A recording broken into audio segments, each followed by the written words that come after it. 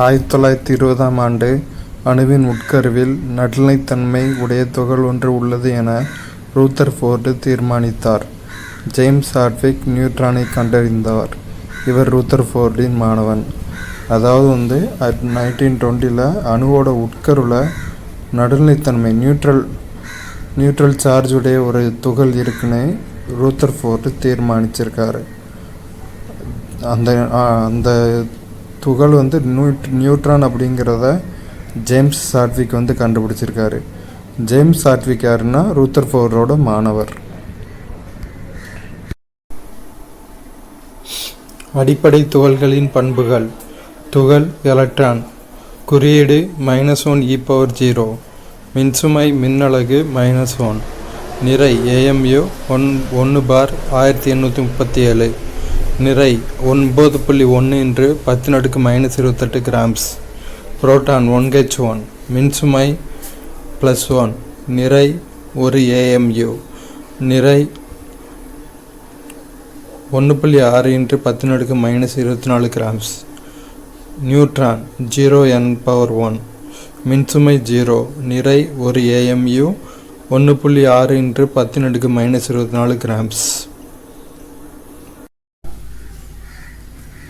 அணுவின் அடிப்படை துகள்களான புரோட்டான்கள், நியூட்ரான்கள், எலக்ட்ரான்கள் நீங்களாக அணுவின் உட்கருவில் உள்ள பிற அடிப்படை துகள்களான மெசான்கள், நியூட்ரினோக்கள், ஆன்டி நியூட்ரினோக்கள், பாசிட்ரான்கள். நமக்கு எல்லாத்துக்கும் தெரியும் அணுவில் 3 பேசிக் இதான் இருக்குது அப்படின்னு, நியூட்ரான், எலக்ட்ரான், புரோட்டான். ஆனால் இதையெல்லாம் தவிர உட்கரில் வேறு துகள்களும் இருக்குது. அவை என்னென்னலான்னா மெசான்கள், நியூட்ரினோக்கள், ஆன்டி நியூட்ரினோக்கள், பாசிட்ரான்கள். அணு எண் Z வடிவத்தில் வடிவமைக்கப்பட்டுள்ளது. Z என்றால் சால்ட், ஜெர்மானிய மொழியில் எண் என்று பொருள். Z என்பதை அணுசால் அல்லது அணு எண் எனலாம். A என்கின்ற குறியீடு M, ஜெர்மானிய மொழியில் மாசன்சால் என்கிற குறியீட்டுக்கு பதிலாக ACS வழிமுறையில் அறிமுகம் செய்யப்பட்டுள்ளது. அணு எண் Z வடிவத்தில் வடிவமைக்கப்பட்டுள்ளது. Z என்றால் சால், ஜெர்மானிய மொழியில் எண் என்று பொருள். Z என்பதை அணுசால் அல்லது அணு எண் எனலாம். A என்கின்ற குறியீடு M, ஜெர்மானிய மொழியில் மாசன்சால் என்கிற குறியீட்டுக்கு பதிலாக ACS வழிமுறையில் அறிமுகம் செய்யப்பட்டுள்ளது.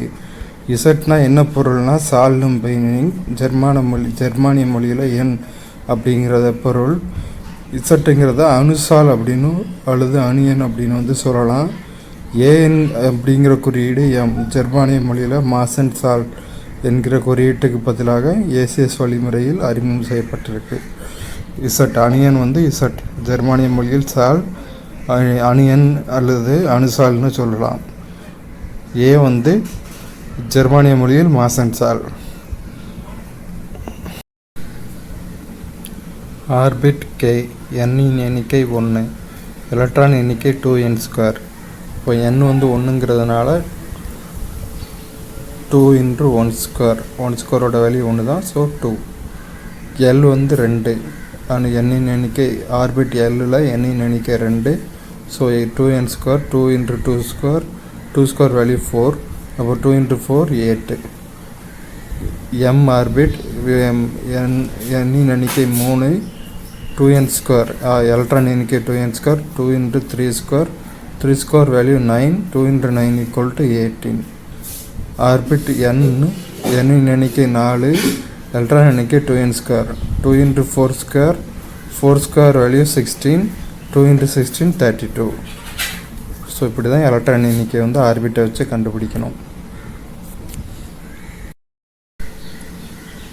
புரோட்டான்களையும் நியூட்ரான்களையும் இணைக்கும் விசையானது ஈர்ப்பு விசையை காட்டிலும் மிகவும் வலிமையானது. இது யுகாவா விசை என அழைக்கப்படுகிறது. ஸோ யுகாவா விசைன்னா என்னென்னா புரோட்டான்களையும் நியூட்ரான்களையும் இணைக்கும் விசை தான் யுகாவா விசை. இது புவியீர்ப்பு விசையை காட்டிலும் மிகவும் வலிமையானது. அணுக்கள் மிக நுண்ணிய நிறை எண்களை பெற்றுள்ளதால் அவற்றை கிராமில் அளவிட முடியாது. அவை AMU, அட்டாமிக் மாஸ் யூனிட், அணுநிறை அலகு என்றும் அளவிடப்படுகின்றன. இதன் புதிய அலகு கேப்சியோ. அணுவின் உருவ அளவு நானோமீட்டர் என்ற அலகினால் அளவிடப்படுகின்றது. ஒரு நானோமீட்டர் = 10⁻⁹ மீட்டர். அணுக்கள் மிகவும் நுண்ணிய பொருளாக உள்ளதால் அவை ஸ்கேனிங் எலக்ட்ரான் மைக்ரோஸ்கோப் மூலம் பார்வையிடப்படுகின்றன. அணுக்களோட நிறைய கிராமில் நம்ம மெஷர் பண்ண முடியாது. ஏன்னா மிக நுண்ணிய நிறையன்களை பெற்றிருக்கு. அதனால் கிராமில் அளவிட முடியாது. அட்டாமிக் மாஸ் யூனிட் அணு நிறை அலகு, அந்த அலகில் தான் அளக்க முடியும். புதிய அலகு கேப்சியோன்னு நம்ம சொல்கிறோம். அணுவோட உருவ அளவு நானோமீட்டரால் அளக்கப்படுது. ஒரு நானோமீட்டர் எவ்வளோனா 10⁻⁹ மீட்டர். ஒரு மீட்டரில் 10⁻⁹ பங்கு. ஒரு மீட்டரில் 10⁻⁹ பங்கு உடையது தான் அணுவின் அலகு. அணுக்கள் மிகவும் நுண்ணிய பொருளாக இருப்பதனால அதை மைக்ரோஸ்கோப் மூலம் மட்டும்தான் நம்ம பார்க்க முடியும். ஸ்கேனிங் எலக்ட்ரான் மைக்ரோஸ்கோப் மூலம் தான் நம்ம பார்க்க முடியும். குவாண்டம் எண்கள். குவாண்டம் எண். முதன்மை குவாண்டம் எண். குறியீடு எண். அறிந்து கொள்ளுதல். முதன்மை ஆற்றல் மட்டம். கோண உந்த குவாண்டம் எண். குறியீடு எல். துணைக்கூடு அல்லது ஆர்பிட்டல் வடிவம். காந்த குவாண்டம் எண். குறியீடு எம். ஆர்பிட்டல் அமைவிடம். சுழற்சி குவாண்டம் எண். குறியீடு எஸ். எலக்ட்ரான்களின் சுழற்சி.